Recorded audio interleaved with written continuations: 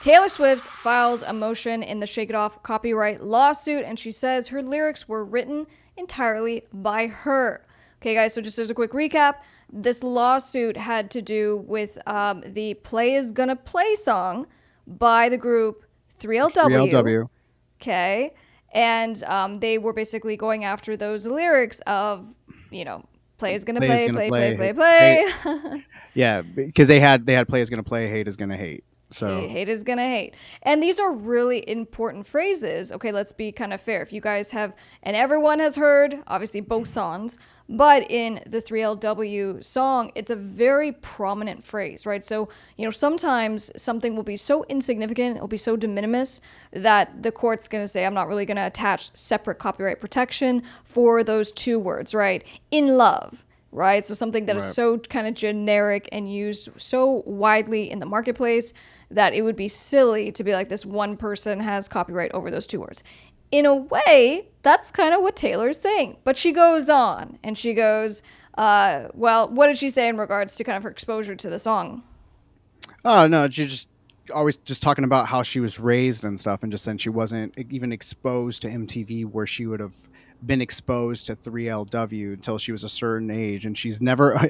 She went as clear to say, I've never owned a 3LW album. I've never owned That's What I Call Music Volume 6 or Volume 7. She was just very clear, and I mean, let's keep it real, like 3LW, like you kind of might have missed them. I mean, obviously they have some major songs, and I was aware of 3LW. But I mean, you because they weren't like they weren't like Destiny's Child. I mean, they were kind of on the fringe. They had a couple of songs, and then obviously there was Cheetah Girls that happened later on and stuff, and that kind of got more exposure to. But I mean, if you're in a certain age group, you might have missed it. And then based on her exposure, and she even had her mom just saying I was regulating what she was watching on the farm, and she wasn't allowed to Right. watch that stuff. Mom's going to give some written statements now. But guys, the reason why this matters is because in copyright lawsuits, as part of the claim, it's important to be able to show that there's likely been some kind of exposure, right? So if we can very clearly say this person has lived in a hill and they've had zero internet access for the last 3 decades, Right. there's no way they could have ever heard this song or been inspired by it. That's a good, compelling argument and defense. Now, unfortunately, it's not so great because of our Right. digital age. The fact that music is on all streaming platforms in all countries, or most, almost all countries. But nonetheless, I think that's the purpose of why she's saying, and in her motion for summary judgment, which is what she filed, which is to say, hey, court, I want you to make a determination now and to kick this case out and to be done. I don't want to continue. I don't want to go to trial. So that's what she's trying to do, but you got to give the judge everything the judge needs to make that determination. So that includes obviously her statements, apparently Right. mom's statements. Well, then she also said that she has, I guess documentation of her wearing a T-shirt in, 2013 that says "Haters gonna hate." That she bought at Urban Outfitters. So like this is not like, and even in 3LW's case, like I mean, this is kind of like they didn't come up with that phrase. Like it's kind of like an on the nose thing. Like when I first heard it, I kind of thought it was always a play on kind of like the Fleetwood Mac. Players only love you when they're playing. Play is gonna. It's not really that deep.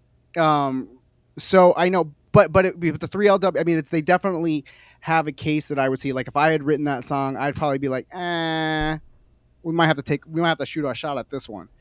But I think that they're different enough, but it's pretty tricky. But again, I'm not an attorney. I'm just a music producer that I'm just like, come on, man. It's like I didn't take 3LW. It's people have always said play is gonna play, hate is gonna hate. Come on. Yeah, no, and that's partially what Taylor Swift is talking about. She It's like the goes, she's heard 70s. variations of the relevant phrases "players gonna play," "haters gonna hate" through her entire life on countless occasions, including while growing up in Pennsylvania and Tennessee.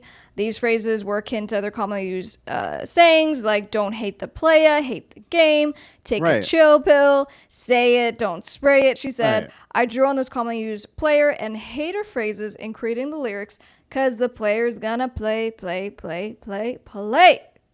Yeah. No, I think it's just clever. She had a good time with the lyric, and I would be, it's just so common. It's just so common. They didn't.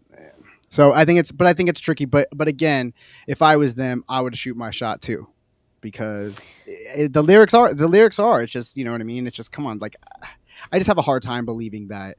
But that Taylor took it from.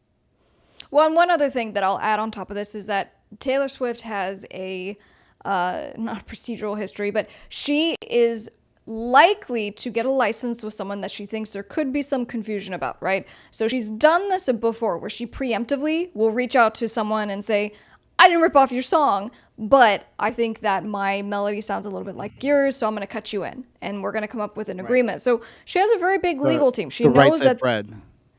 Right, exactly. And I'm just blanking on what her song was. Look what you made me do. Look what you made me. Is that the name? Yeah, yeah. We all Same. I know the think it's hook. everything. Yeah, I think that's Yeah. the name of the song. So in any case, preemptively reaching out and just saying, I think that there's some similarities here, and so we're just gonna cut you in because I don't want to deal with this. I don't want Ed to have to go to Sheeran court, and and that's very TLC. smart. Yeah. Yeah, so and in the fact that she seems to be going a little hard on this one, and she's filing that motion to dismiss, and she's, I think plays a little bit into, is she credible, right? Can we believe Taylor Swift when she's saying, no, I wrote 100% of these lyrics, you gotta be kidding me. Yeah, no, I mean, if it was something like, where we're talking more of like, I'm always looking for like melodies and kind of on the nose, because I think it's just so much harder, especially with how much music is being ingested into the system every single day from every single artist all over, whatever. And it's like, people are just, paying for, advertisements and stuff to get their music kind of out there and stuff. So if I happen to hear a snippet of your song, if I accidentally saw your ad in Facebook, are you going to come for me because I heard your song? Like, come on. So I mean, I think we need to get a little bit stricter on some of these, the way that these are cases are kind of looked at, for myself, because I think it's just hard not to find some kind of similarity somewhere, especially Yeah, with and I was lyrics. Yeah, no, and while we're talking, I was just seeing if there's been any update because the last story we covered on Taylor Swift was in regards to her stalker being Yeah, arrested following arrested. an incident at Hmm. her New York home. Be But she sure to wasn't check home at out the that video time. if you haven't watched it yet. It doesn't look like there's much update as of yet, but we'll be continuing to follow that story as well. Very good. Taylor Swift sees the big picture, I think. Oh, I mean, and it's not like these things She's a don't good mover. happen. I mean, artists take stuff from other artists all the time. You know what I'm saying? And I'm not even trying to say that big artists don't take from little artists or something like that. I'm just saying, just for me, just particularly, just like those lyrics. Like, yes, I get it, but it's just so, like, you didn't come up with those lyrics. I know you didn't come up with those lyrics. Like, it's crazy. Come on, That's so funny. So I love that you said this. Suing is the new side hustle. love We've it. heard commonly about ambulance chasers, right? In Right. the world of, personal injury.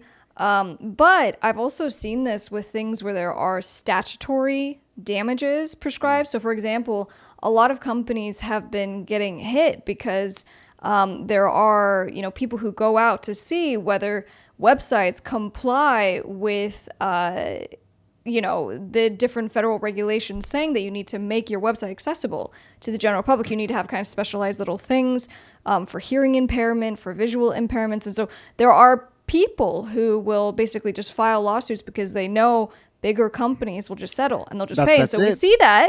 That's it. We've talked about that when it comes to publishing companies, that they, as part of kind of their business model, it seems like they are just filing lawsuits for copyright infringement because someone had a song playing in the back of a TikTok video or Right. something. Right. And so that's their whole job, is to go and file lawsuits to get these payouts through settlement. So I think Well, that's a real we're thing. and I mean, we're gonna obviously gonna be getting into some more like kind of like TikTok conversations as we kind of move forward, because they're working with new with the labels and stuff like that, and as far as getting music out there and making it kind of easier for content creators to use, like, the music and stuff in their videos. So, and YouTube is as well. So I think we're going to see, new deals kind of being made, so some of these lawsuits can maybe kind of go away for some of that stuff.